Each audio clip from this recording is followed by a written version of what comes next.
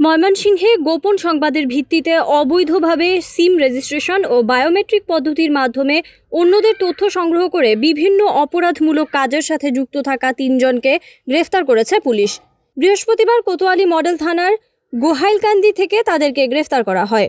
এরা দীর্ঘদিন ধরে বায়োমেট্রিক পদ্ধতিতে মানুষের আঙুলের ছাপ ব্যবহার করে মোবাইল সিম রেজিস্ট্রেশন করে অন্যদের কাছে বিক্রি করছিল বলে জানা যায়। গ্রেফতারকৃতরা হলেন হাফিজুল ইসলাম লিন্স, আজিজুল হক এবং তানভীর রহমান কাব্য।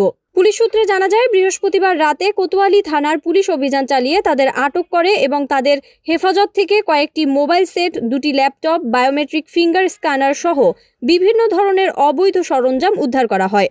উদ্ধার করা আলামতের মধ্যে রয়েছে 8টি বায়োমেট্রিক ফিঙ্গার স্ক্যানার, বিভিন্ন মোবাইল ফোন, সিম স্টিকার, রাবার টুকরা, কেমিক্যাল, ফিঙ্গারপ্রিন্ট ব্যবহার করার উপকরণ এবং এনআইডি নাম্বার সহ প্রিন্ট করা 15 পাতা সাদা কাগজ। ময়মনসিংহ কোতোয়ালি মডেল থানার অফিসার ইনচার্জ মোহাম্মদ শফিকুল ইসলাম সংবাদ সম্মেলনে জানান, এই চক্রটি দীর্ঘদিন ধরে অবৈধভাবে সিম রেজিস্ট্রেশন ও বায়োমেট্রিক পদ্ধতির মাধ্যমে অন্যদের তথ্য সংগ্রহ করে বিভিন্ন অপরাধমূলক কাজের সাথে যুক্ত ছিল। পুলিশ তাদের বিরুদ্ধে প্রয়োজনীয় আইনানুগ ব্যবস্থা গ্রহণ করছে এবং তাদের বিরুদ্ধে ময়মনসিংহ রেলওয়ে থানায় মামলা দায়ের করা হয়েছে।